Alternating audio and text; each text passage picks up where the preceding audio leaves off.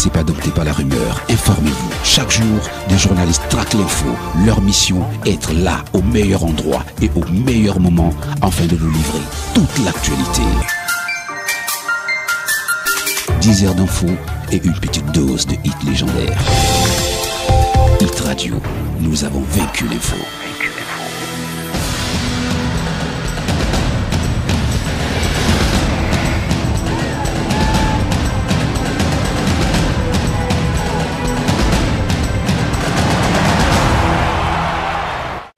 Bienvenue sur Plus de Foot, la vitrine du football camerounais, dans le cadre de cet entretien consacré au retrait de la Coupe d'Afrique des Nations 2019 au Cameroun. Alors que le pays attendait l'événement depuis 1972, c'est bien, les Camerounaises et les Camerounais doivent encore patienter pour abriter l'événement. Pour échanger sur les causes, les conséquences et autres occurrences qui pourraient rendre raison du retrait de la compétition au Cameroun, nous recevons Charles Mungé Mouyeme. Il est analyste du sport, consultant en marketing et communication, certes, mais il est surtout notre invité. Bienvenue. Merci, bonjour à vous et à tous ceux qui nous suivent en ce moment. C'est un plaisir d'être à votre compagnie. Comment allez-vous? Assez bien, merci, le plaisir est partagé. Alors vous l'avez écouté notamment au début de notre propos linéaire, finalement dans ce programme. La Coupe d'Afrique des Nations 2019 a été retirée au Cameroun le 30 novembre 2018. Est-ce que vous attendiez à cette décision ou alors vous avez été, comme nombre de Camerounais, surpris? Le dire après coup peut paraître facile. Je peux apparaître comme un récupérateur d'une information pour montrer que j'avais deviné, mais j'ai publié encore récemment un papier que j'avais fait sur les réseaux sociaux en 2017, juste après l'élection de Hamad, quand Issa Hayatou est tombé. J'avais émis de sérieux doutes sur la possibilité pour le Cameroun d'organiser la CAN 2019 avec le départ d'Issa Hayatou. Je l'avais prévu comme ça. Connaissant l'inertie dans le pays, il n'y avait qu'Issa Hayatou pour tolérer nos travers, la lenteur, la manipulation, un certain nombre de choses comme ça. Lui, il pouvait les tolérer en tant que compatriote, mais je savais que quelqu'un d'autre ne le tolérerait pas et je ne me suis pas trompé. Nous avons été pris au piège de notre inertie et ce n'est plus Hayatou qui est là. Donc je ne peux pas être, je ne suis pas surpris. Et en plus je vis ici, donc je vois le rythme des travaux, je vois le rythme des préparatifs. Sincèrement, ce n'était pas pour organiser une CAN à 24 équipes que nous travaillons. Justement, quand vous parlez d'organiser une CAN à 24 équipes, on revient justement sur ce fait qui a alimenté la presse, le fait que le cahier des charges soit modifié, que l'on parte de 16 équipes à 24 équipes. Est-ce qu'on ne peut pas trouver dans cette modification-là, dans cette révision du cahier des charges, l'un des éléments qui pourrait relativiser peut-être un ensemble d'éléments que l'on pourrait porter contre les autorités en charge de l'organisation de la CAN 2019 au Cameroun? Or, vous auriez pu le dire si les autorités du Cameroun avaient protesté au moment où il y a eu ce changement de cahier de charges. Mais les autorités du Cameroun n'ont pas protesté. Au contraire, elles ont dit qu'elles pourraient même faire un peu plus. Alors, on ne peut plus aujourd'hui invoquer ce passage de 16 à 24 parce que ça, c'est consommé. La CAF ne nous l'a pas imposé. La CAF a dit, moi, je passe ma compétition de 16 à 24. Cameroun, j'attends votre réaction. Le Cameroun a dit, pas de problème, nous continuons comme si de rien n'était, nous passons de 16 à 24. Bon, sincèrement, on ne peut pas s'en plaindre aujourd'hui. Est-ce que le Cameroun aurait pu tenir tête à la CAF et obtenir autre chose que ce passage-là? Absolument. Est-ce que le Cameroun n'était pas devant un fait accompli? Non. Le Cameroun pouvait très bien tenir tête. Il avait tous les arguments à l'époque, dont le premier, même juridique. Vous ne pouvez pas me donner un cahier des charges. On fait un contrat, parce que c'est un contrat. Le jour où vous m'attribuez la CAN, c'est un contrat, avec un cahier des charges précis. Quand vous voulez changer les termes du contrat, ça doit être consentement mutuel. C'est un minimum, même si c'est votre compétition. C'est un peu comme un bailleur et un locataire. C'est votre maison, c'est vrai. Mais on ne peut pas signer un bail de 6 mois. Une semaine après, vous décidez que non, le bail c'est 2 semaines. Parce que c'est votre maison. Non. Je vais vous dire, mon cher monsieur, on a signé pour 6 mois. Maintenant, si vous tenez à vos 2 semaines, vous allez me dédommager. Vous allez peut-être me rembourser ce que je vous ai payé en surplus. Vous allez peut-être me trouver une nouvelle maison parce qu'il y a la recherche qui m'a pris du temps, etc. C'est pareil. Vous m'avez confié une compétition à 16. Vous décidez que vous modifiez les conditions de cette compétition. Vous passez à 24. Mais je vous demande qu'est-ce que ça accompagne. À l'époque, nous avions dit, même si le Cameroun devait accepter, il devait demander à la CAF, mais qu'est-ce que vous nous apportez En échange. Oui, comme coup de main. Nous, on se préparait pour 16 équipes. Vous ajoutez 2 poules. Qu'est-ce que vous nous apportez? Est-ce que vous nous donnez plus de droits télé? Est-ce que vous nous donnez de l'argent en liquide pour nous accompagner un peu? Dites-nous ce que vous faites aussi pour nous accompagner. Parce que nous, on est un État qui a voté un budget dans un parlement. Moi, chef d'État, je peux me lever un beau matin pour dire à tout le Cameroun que, bon, écoutez, j'ai décidé d'augmenter le budget de la CAN. Mais nos autorités, habituées à bomber le torse, et comme c'était un élément qu'on allait utiliser politiquement, eh bien, on a accepté parce qu'on avait des calculs politiques, donc des calculs égoïstes, politiques, et puis des calculs financiers pour les prévaricateurs. Eh bien, ils ont accepté tout parce que refuser, faire l'affront, ça aurait pu leur enlever ce gâteau-là. Il y en a qui estiment que depuis que le président Amat Amat a pris les rênes de la CAF, il s'est mis sur pied une opération pour que le Cameroun n'organise pas la CAN 2019. Donc on pense donc au complot. Alors complot ou alors le Cameroun est victime de ses propres turpitudes?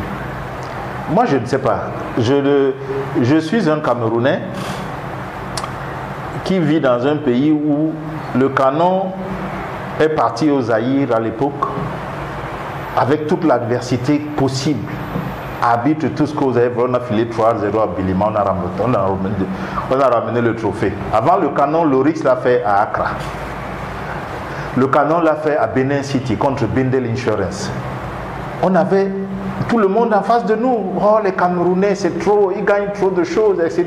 Mais nous gagnions quand même. Donc, si nous avions été prêts, dites-moi comment la CAF aurait fait pour nous retirer la CAN, même si Ahmad avait des rancœurs contre Issa Hayatou. Qu'est-ce qu'il aurait invoqué comme raison? Ce n'était pas possible. Nous avons donné le bâton pour nous faire fouetter. Je dis, j'admets même que Ahmad a une rancœur parce que la CAF a retiré la CAN U17 à son pays à l'époque sous Issa Hayatou. Oui, mais qu'est-ce que nous avons fait? Sachant cela, pour que nous ne donnions pas l'occasion à Ahmad d'assouvir sa vengeance, si vengeance il y a. Rien. On nous a attribué la CAN en 2014, nous avons dormi pendant 2 ou 3 ans, et puis on s'est réveillé en sursaut là, on s'est dit bon, on construit les grands stades. Ces grands stades, leur projet de départ c'était 36 mois. On veut les construire en une année, en 15 mois, 16 mois. On est en train de mettre les bouchées quintuples, avec des conséquences même techniques que ça peut avoir. Donc, très honnêtement, je n'aime pas ce débat de rancœur, parce que j'estime que si vous parlez de cela, le reste de l'Afrique devrait aussi se dire que, donc, Hayatou a offert la CAN à son pays en 2014, puisqu'on peut décider tout seul.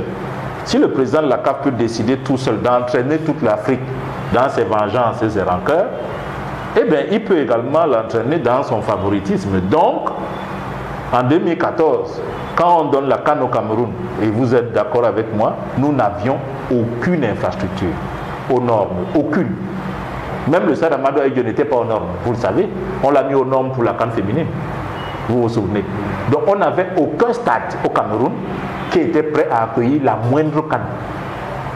Or, vous savez que les dossiers pour l'attribution de la CAN, il faut quand même qu'il y ait des acquis. Nous n'avions aucun acquis. Donc l'Afrique peut dire, Issa Hayatou a donné la CAN à son pays vraiment généreusement. Vous vous souvenez aussi que pour la CAN féminine, il nous a accordé 45 jours. Il a déplacé la date de la CAN féminine de 45 jours. On peut dire aussi qu'il a encore favorisé son pays. Je refuse de croire ça. Je veux croire que la CAF est une institution forte et qu'il y a un comité exécutif qui ne se laisse pas malmener par un seul individu. Si vous l'admettez aujourd'hui, vous devez l'admettre pour Issa Hayatou aussi. Et justement, M. Charles Mouyeme, en parlant de comité exécutif, après le retrait de la compétition au Cameroun, il y a eu toute une opération de rattrapage. Ahmad, le président de la CAF, a décidé, au vu d'énormes mobilisations consenties par le Cameroun dans les infrastructures, a décidé que le Cameroun pouvait être prêt en 2021 pour abriter la CAN qui était censée être organisée par la Côte d'Ivoire. Alors comment est-ce que vous percevez cette façon de vouloir régler le désarroi entre guillemets des Camerounais?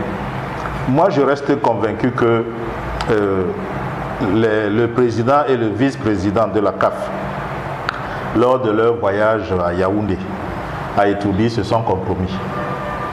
Ils se sont compromis sérieusement et ils sont donc coincés dans cette compromission-là. Comment faire une fleur au Cameroun quand même?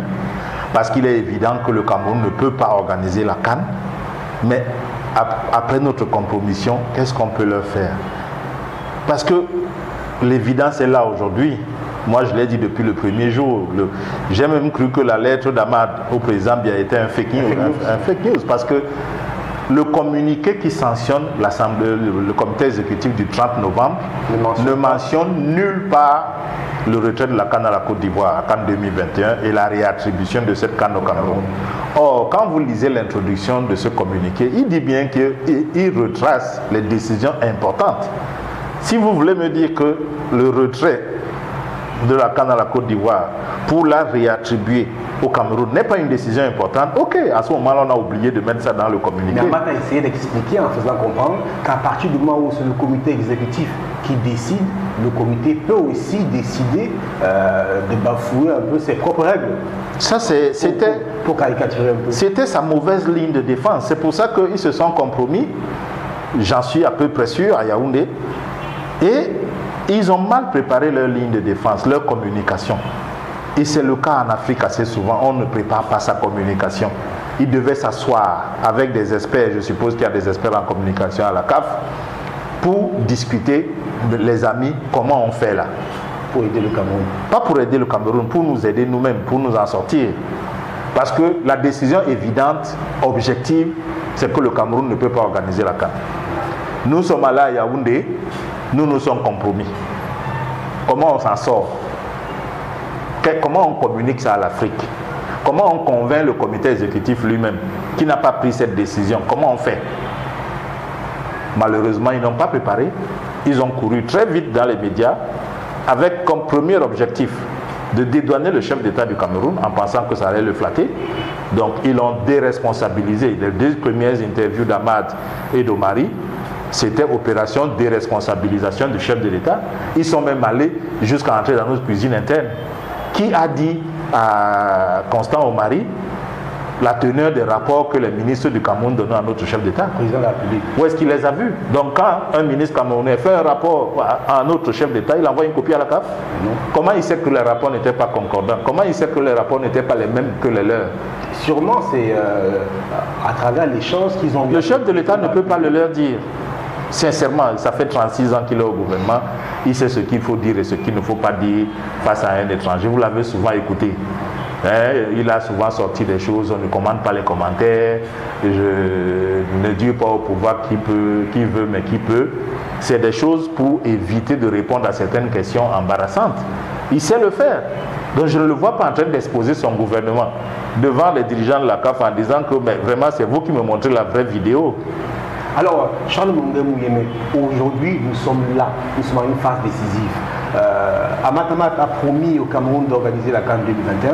Le Cameroun a accepté. Aujourd'hui, la Côte d'Ivoire a menacé d'attaquer la CAF au TAS. Et voilà que la CAF fait rétro-pédalage. Maintenant, le Cameroun, où se trouve le Cameroun? Finalement, on ne comprend plus rien. Le Cameroun est en ballottage défavorable. La Côte d'Ivoire veut maintien mordicus, veut organiser sa CAN à elle en 2021. Finalement, c'est un tohu total. Oui, je dis que Ahmad et Omari ont gaffé. Malheureusement, le Cameroun n'a pas été grand. Parce qu'un grand pays, comme on le dit souvent pour le Cameroun, n'accepte pas ce type de cadeau. On n'accepte pas un cadeau empoisonné, on n'accepte pas un cadeau qui nous met dans une posture de receleur. On est en train de voler la canne à la Côte d'Ivoire et on nous la donne, on est des receleurs. Le Cameroun est plus grand que ça. Le minimum, c'était de demander à la CAF, oui, vous nous proposez la CAN 2021, mais c'est au cours du même comité exécutif de 2014 qu'on l'a attribué à la Côte d'Ivoire. La Côte d'Ivoire s'est-elle rétractée? Qu'est-ce qui s'est passé? La Côte d'Ivoire décide de ne plus organiser la CAN 2021. Messieurs de la CAF, confirmez-nous que la Côte d'Ivoire s'est rétractée. Ils n'auraient jamais pu le faire. Au lieu d'accepter, qu'est-ce qu'on accepte? On accepte quelque chose qui n'existe pas. C'est pour ça que j'ai dit que le Cameroun a raté l'occasion de se montrer grand sur le plan moral, sur le plan éthique. On n'accepte pas un cadeau comme ça.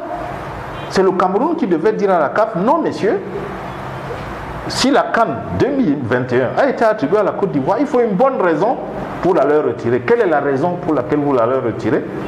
Et ensuite, parce qu'on est des Africains, je le répéterai toujours, il faut qu'on s'aime, qu'on se parle en africain. Le chef de l'État du Cameroun, qui apprend une information comme ça, prend son téléphone et appelle Ouattara de la Côte d'Ivoire pour lui dire, mon cher, mais apparemment tu lâches la Coupe du Monde 2021, la Coupe d'Afrique. La Coupe d'Afrique 2021. Ouattara lui dit, c'est quelle histoire, s'il n'a pas encore entendu. Il dit, mais la CAF m'informe que c'est moi qui organise la 2021, alors que je pensais que c'était toi. Ah non, mais cher frère, cher grand frère, cher aîné, je n'ai pas connaissance de ce dossier. Laisse-moi regarder et on se rappelle.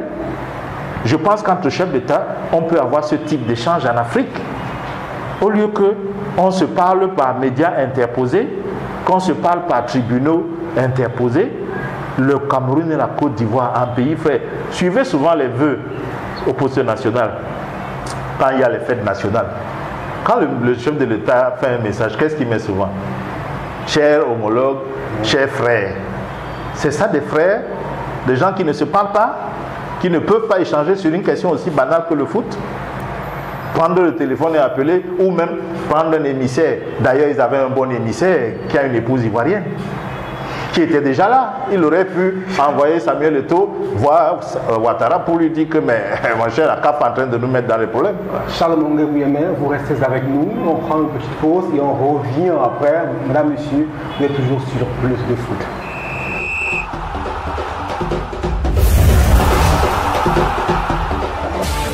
Radio. Ne vous laissez pas adopter par la rumeur. Informez-vous. Chaque jour, des journalistes traquent l'info. Leur mission, être là, au meilleur endroit et au meilleur moment, afin de vous livrer toute l'actualité. 10 heures d'info et une petite dose de hits légendaires. Hit Radio. Nous avons vaincu l'info.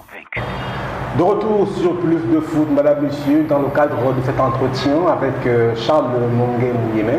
Il est analyste sportif, il est aussi consultant en marketing et communication. Il est surtout notre invité dans le cadre de ce programme. En première partie, nous avons échangé sur les causes, les conséquences et pourquoi pas toutes les autres occurrences qui auraient pu expliquer ou justifier le retrait de la CAN 2019 au Cameroun.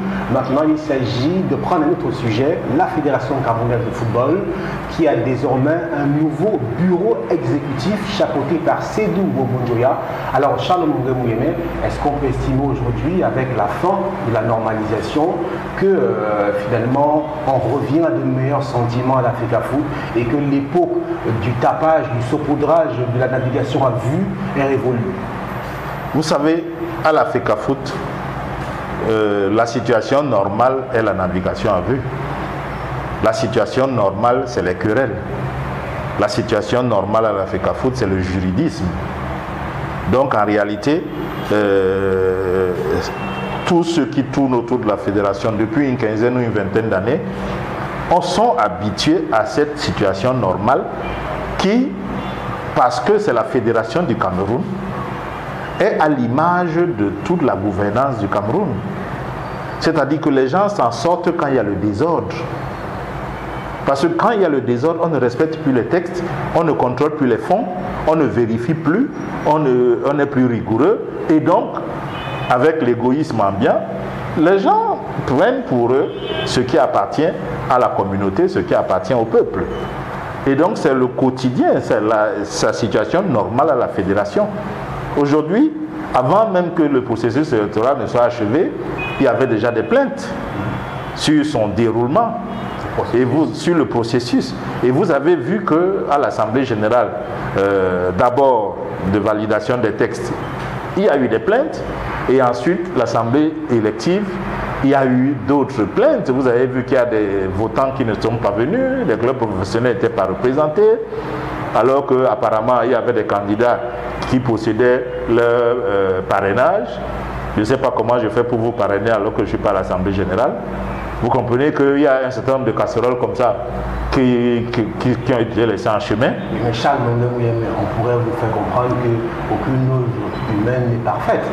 Ça, on le dit au Cameroun chaque fois qu'on refuse de regarder la réalité en face. Ne nous voilons pas la face.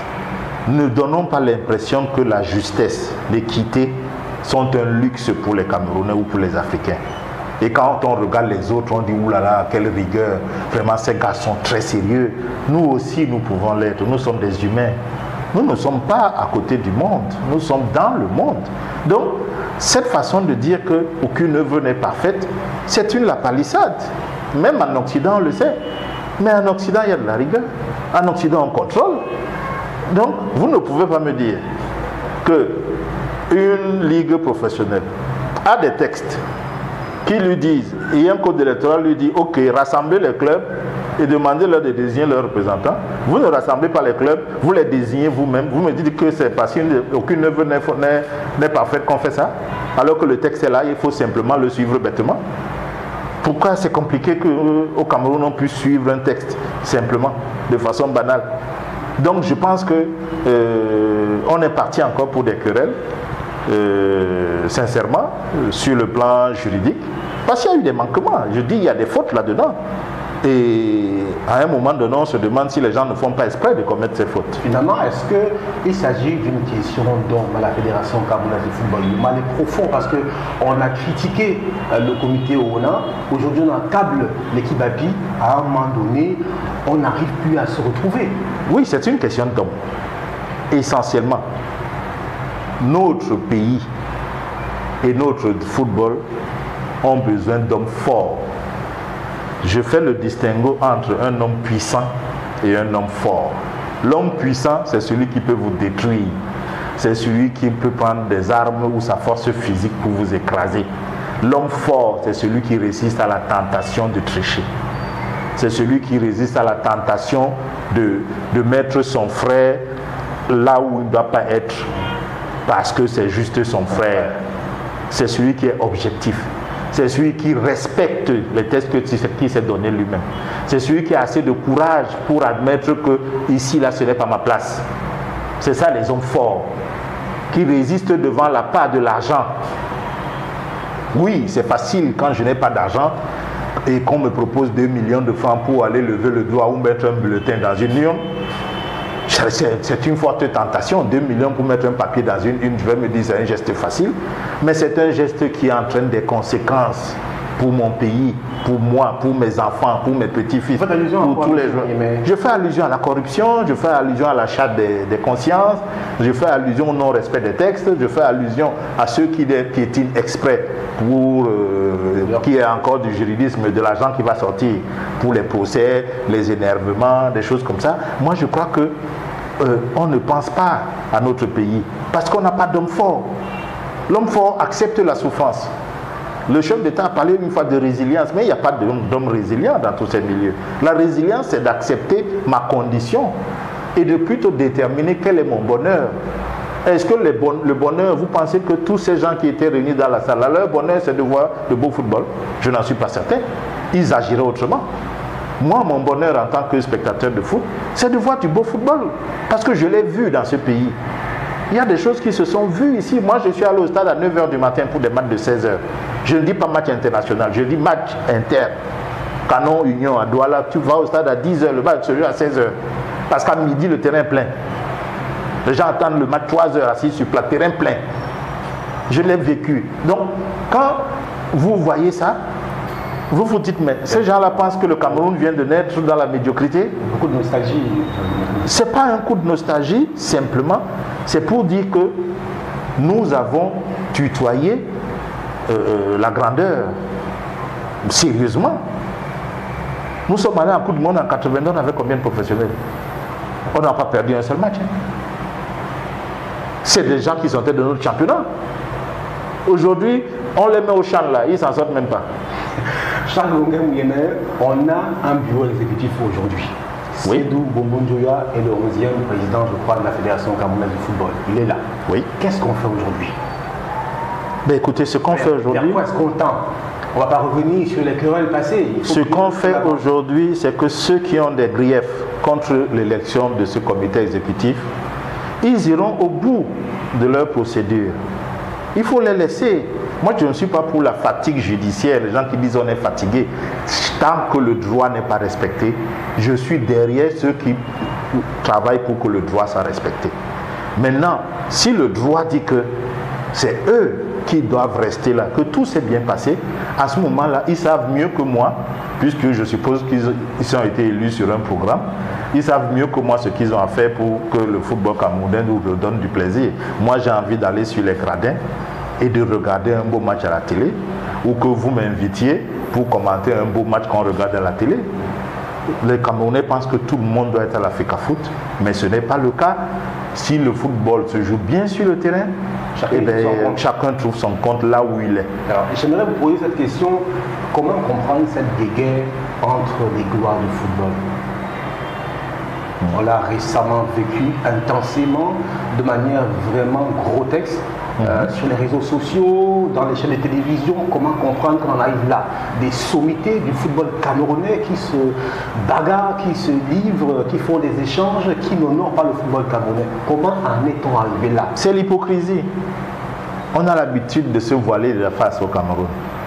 Je l'ai dit depuis des années, quand on a commencé à sortir ce concept d'ancienne gloire, j'ai dit définissez-le. C'est peut-être mon défaut professionnel. Nous, en marketing, on segmente. Pour comprendre un marché, on le segmente. J'ai dit, vous utilisez un concept, ancienne gloire. C'est bateau, ça. Si vous ne le définissez pas, vous allez créer des problèmes. Un joueur de Union de Douala, qui a gagné la Coupe d'Afrique des clubs, mais qui n'a jamais été à l'équipe nationale, est-il une ancienne gloire? Un joueur qui a gagné la Coupe de l'UDEAC avec l'équipe nationale, mais qui n'a jamais gagné autre chose avec la même équipe nationale, est-il une ancienne gloire? C'est quoi une ancienne gloire? C'est quelqu'un qui a été à la Coupe du Monde? C'est quelqu'un qui a gagné une CAN? C'est quelqu'un qui a simplement mis le maillot de l'équipe nationale? C'est un ancien joueur du Grand Canon? C'est un ancien joueur du Grand Tournai, de l'Orix? C'est quoi? Vous ne le définissez pas, vous créez des problèmes. Et effectivement, aujourd'hui, vous avez des anciennes gloires, enfin, moi je les appelle anciens joueurs de foot de haut niveau, qui ont été en Europe, qui ont leur clan, de ceux qui ont découvert l'Europe en jouant, qui s'estiment supérieurs à ceux qui ne sont jamais sortis. Il y a ceux qui ont été à l'équipe nationale, qui s'estiment supérieurs à ceux qui n'y ont jamais été. Comment vous voulez que ce genre de personnes s'entendent? Le même problème s'est posé chez les entraîneurs, si vous suivez l'actualité. Entre les entraîneurs, les éducateurs, l'autre disait, moi je suis entraîneur 3e degré, non, toi tu n'es qu'un éducateur, on ne peut pas parler de la même voix. On était obligé de mettre l'association des entraîneurs et des éducateurs, parce que ça ne marchait pas. Définir les concepts, c'est la base des associations, c'est la base des organisations. Quand vous avez défini les concepts, chacun va trouver une case. Et vous saurez comment gérer les différentes cases. Mais si, par hypocrisie, parce que vous refusez de regarder la réalité en face, vous mettez tout dans une sorte de sac, de panier comme ça, et bien vous risquez de mettre des crabes côte à côte, et ça devient improductif. Comme les anciennes gloires sont improductives. Elles sont obligées, pour s'occuper, de sortir des slogans tels que le foot aux footballeurs. Le foot n'a jamais été qu'aux footballeurs. On ne leur a jamais enlevé le foot au Cameroun. C'est eux qui ont géré le foot depuis toujours. Moi, je suis prêt à discuter avec n'importe lequel d'entre eux qui me démontre que ce n'est pas eux qui sont aux commandes au football au Camerounais. Moi, j'ai connu Jean Atangana-Otu. Il a été joueur, il a été sélectionneur de Lyon Indomptable. Djelezek, pareil. Les Karam Michel, ils n'ont pas été sélectionneurs. Les Vémaniel n'ont pas dirigé la FECAFOOT. Qu'est-ce que vous voulez? Vous voulez qu'on les mette où? Ils sont là où ils doivent être. Ceux qui n'ont pas appris l'administration, écoutez, le métier le plus évident pour un ancien joueur, parce qu'il l'a vécu sur le terrain, c'est entraîneur, non? Mais pourquoi ils vont apprendre ça? Ils vont apprendre à devenir entraîneur. Mais l'administration, la gestion, à laquelle ils n'ont jamais été confrontés, ils refusent d'aller l'apprendre pour gérer les fédérations. Comment vous pouvez comprendre ce type de contradiction? Alors, Charles Mongué-Mouyemé, on sort de ce programme. J'aimerais que vous nous donniez votre pensée, quelques conseils. Comment est-ce que vous souhaitez que l'avenir, non pas se dessine, mais que cela se passe autant au niveau de la CAN 2019 ou 2021, la posture du Cameroun adoptée, et bien évidemment votre vœu pour la nouvelle FECAFOOT qui est aujourd'hui nolens volens, mise sur pied. Pour la CAN, je l'ai dit un petit peu tout à l'heure, je pense que le Cameroun doit se montrer grand. Nous n'avons pas été prêts. Il n'y a aucune honte à cela. On a essayé. On n'a pas réussi. On n'a pas réussi. C'est un échec. Ce n'est pas... Je ne sais pas quel pays va se lever pour se moquer du Cameroun pour ça. Maintenant qu'on a admis l'échec nous-mêmes, eh bien, si la CAN, la CAF veut nous aider, qu'elle nous aide à finir nos chantiers en nous amenant à respecter les normes qui sont des normes internationales, et pour l'attribution d'une autre CAN, qu'elle le fasse légalement. Parce que nous, Cameroun aussi, nous avons besoin d'une CAN forte, d'une CAF forte. Si la CAF est faible, qu'elle crée des mauvais précédents, nous allons les subir tôt ou tard. Donc, de ce côté, moi, c'est ce que je pense. Pour la FECAFOOT, je pense que depuis 2013, je le crie, nous ne ferons rien à la FECAFOOT si nous ne tirons pas les leçons et si nous ne sanctionnons pas. Vous ne pouvez pas me dire que les gens se trompent. Les gens font de l'imposture. Les gens pillent les caisses d'une fédération et personne n'est sanctionné et vous croyez que vous allez avancer. Moi, je souhaite bon vent à ceux qui sont là, s'ils peuvent réussir, mais je n'y crois pas. Je n'y crois pas parce que moi, j'ai été éduqué. Quand tu as fait une faute, on te sanctionne, tu te reprends et tu reviens avec un nouvel esprit. Mais ce n'est pas le chemin que ça prend. On protège les placards pleins de cadavres. C'est pour ça que même les candidats qui étaient supposés ramener la propriété ont été obligés de dire en interview qu'ils ne vont pas regarder le passé. Comment vous pouvez gérer une fédération sans regarder son passé? Vous faites comment? Les mêmes vous disent qu'on ne peut pas gérer le pays sans regarder son passé. Et à la fédération, on peut la gérer sans regarder le passé. Moi, je dis, j'appelle tout ça des hypocrisies camerounaises. Il faut sanctionner, et sévèrement. Quand on sort Platini du foot mondial, je ne sais pas lequel d'entre ces gens qui étaient à Yaoundé là est plus valeureux que Platini dans le football. On l'a sorti du foot pendant un moment. Pourquoi on ne sortirait pas des anonymes, quasiment, du football pendant un moment qui torpille le foot? Quelle est cette affaire qu'on dit, un coup on dit que le football ce n'est pas l'exclusion? C'est quoi le carton rouge? Si ce n'est l'exclusion. Temporaire. Et même, elle peut être définitive, vous le savez, il y a des joueurs qui ont été sanctionnés durablement. Sur plusieurs matchs, sur plusieurs années, certains ont même été sortis du foot complètement. C'est ça le sport, c'est l'éthique. Point à la ligne. Et l'éthique veut que j'ai fauté, on me sanctionne, j'assume. Charles Mongué-Mouyemé, merci d'avoir accepté notre invitation. C'est moi. Mesdames, Messieurs, c'est la fin de ce programme Plus sur Plus de foot. Il s'agissait d'un entretien consacré à la Coupe d'Afrique des Nations 2019, précisément au retrait de la compétition au Cameroun. Nous avons également évoqué la FECAFOOT avec le processus électoral qui a porté au pinacle Sédou Bongo Njoya. Au nom de toute l'équipe de Plus de foot, je vous dis merci et à la prochaine.